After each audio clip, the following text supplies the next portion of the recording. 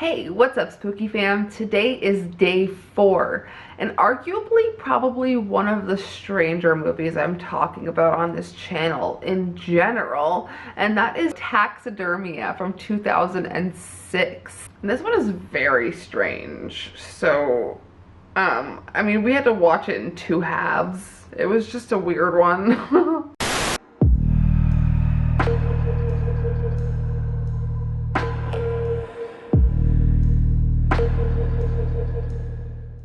3 generations of men, including a pervert that constantly seeks new kinds of satisfaction, an obese speed eater, and a passionate embalmer. And this is our second anthology style video this week, but this one is more of a cohesive story instead of it being broken up into separate stories. So this was boldly submitted to the 2008 Academy Awards.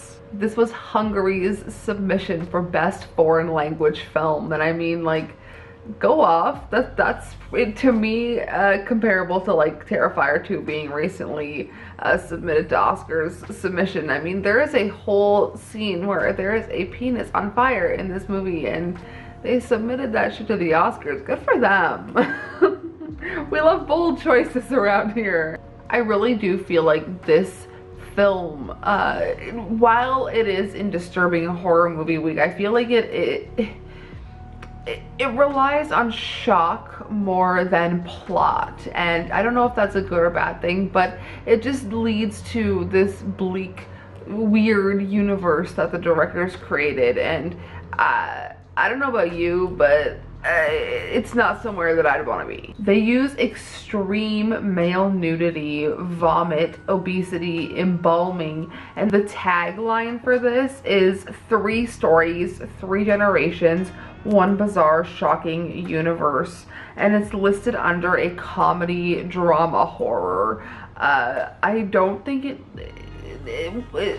it's horror in the way that like the set pieces are really bleak. The world is very bleak. It's not, I don't know, it's a different kind of horror, if you will. It does include unsimulated sex.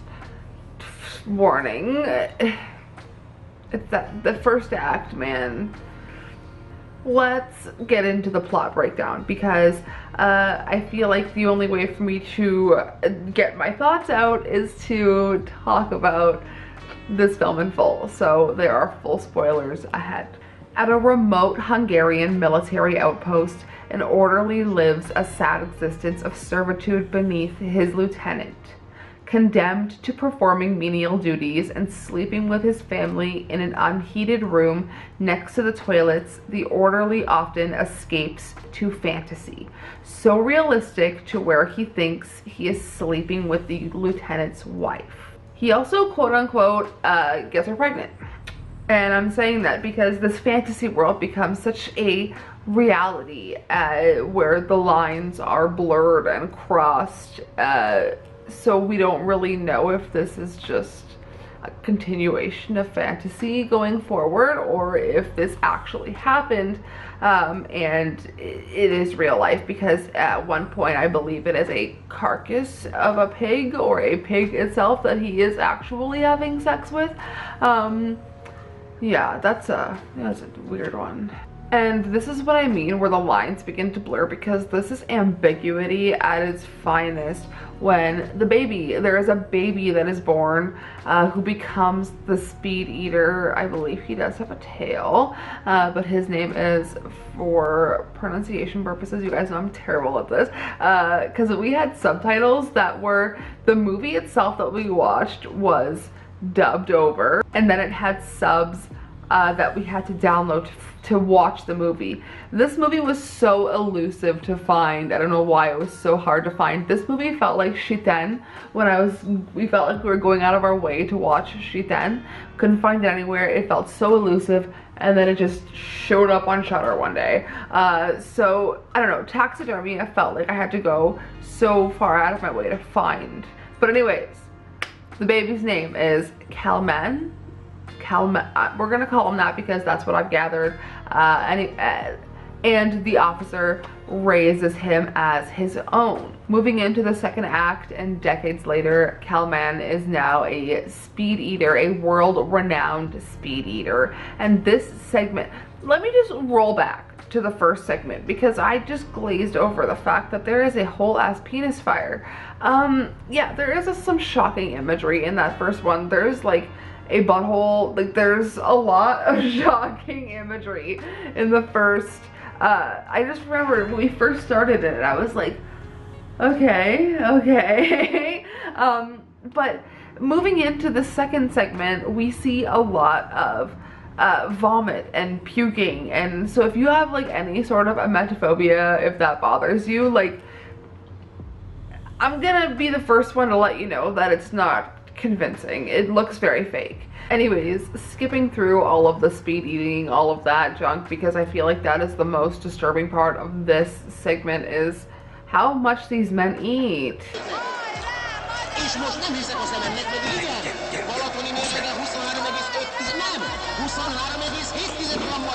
Back to Kalman.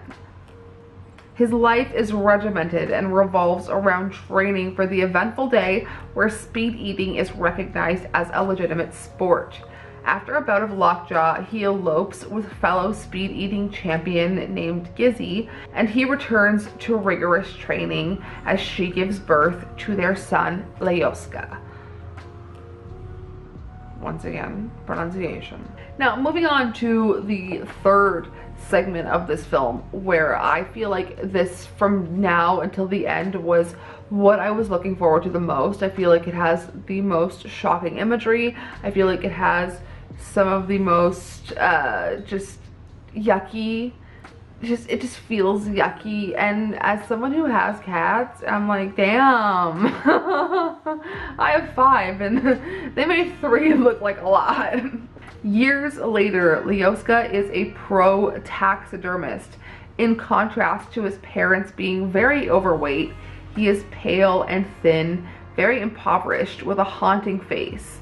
And I really didn't think he looked that spooky until I got a closer look of him, but he looks very hollow, and compared to what they do in making his father look so grotesque, they really made him look sickly and made the son look ill. When he is not working or failing in his attempts to lead a normal life, he purchases groceries and takes care of his father, who has grown so large he can't leave the apartment he has outgrown.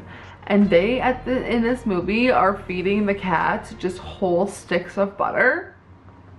Okay, let me tell you, Alex and I made a whole chicken stew, or a whole chicken soup a little while ago, and we had a whole chicken, and I used all of the bones, and I made a broth, and I used the whole chicken, and I didn't throw it away. I left it on the stove overnight.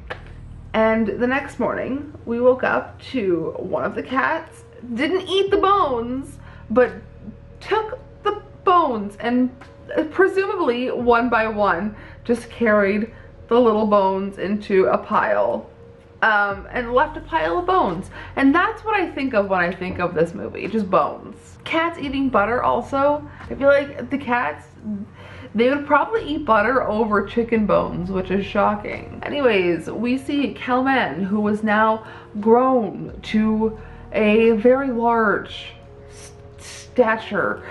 This man is shockingly large, but if you kind of look up close in the face of Kalman in this movie, you can just tell it's a fat suit, and that it's prosthetic, and it kind of took me out of it. There's a point where he goes like it's so gross, but it looks like a prosthetic. Anyways, like I mentioned, he caged the cats, fed them butter, and he verbally abuses Leoska so bad that he abandons him and leaves him. But he left the cage unlocked, and the cats are hungry for something other than butter. And they have a large man who is now in his own prison that they can mow down on, if you will. So when Leoska comes back, he realizes the cats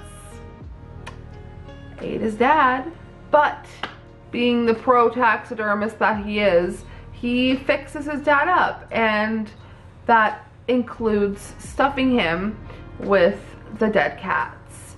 And it's poetic, you know? With little left to live for, he locks himself in a homemade surgical harness, and with the help of sedatives, painkillers, and a heart-lung machine, he removes his own internal organs. He fills his body with preservatives and sews himself up and activates a machine that decapitates him. And I feel like that is the cool, like, I feel like that, it feels like a Tool video. He leaves behind a preserved statue of himself, and his body is left behind along with his father, who is stuffed with the cats on display for all to see and consume visually. And I feel like I mentioned in my, I feel like I'm just gonna keep using this term, but I mentioned in my House That Jack Built video that that movie is just an amalgamation of shit, and I feel like this movie is once again also an amalgamation of shit. So yeah, I just feel like it was a movie that nobody talks about, and I wanted to go out of my way to look for disturbing movies that could be good introductory disturbing movies, maybe ones like this one that I had not seen myself. But I just wanted to seek out something that we can really look at together as a group, maybe, and look for new disturbing horror that's not being talked about all the time. Alex and I go out of our way to really disgust ourselves and find things that are gross and make your skin crawl kind of things, and that's what I was really hoping out of Taxidermia, and I really didn't enjoy it as much as I thought I was going to. I only gave it a 2-star in the end, but I don't know. It told a story. It created a world that was dark and sickly and sad and shitty, and they really achieved a beautiful end product with that last act. But I feel like the last act really shone, oh god, here we go, on its own, if you know what I mean. So on that, I give Taxidermia a 2 stars. I would recommend it if you want to go out of your way to check out something new, something that is not of English speaking origin. Just check out more foreign films. They're really good, and they offer worlds like this that Americanized films just don't capture that same ick factor. So on that, I'll leave it there. Tomorrow's video, we're gonna wrap it up with piercing, a very short video, because we already talked about one Nicolas Pesce video this week, or a movie this week, so we don't need to spend time talking about another one in full depth. So we'll leave more to the imagination tomorrow, and I will see you then. Sayonara, spooky fam.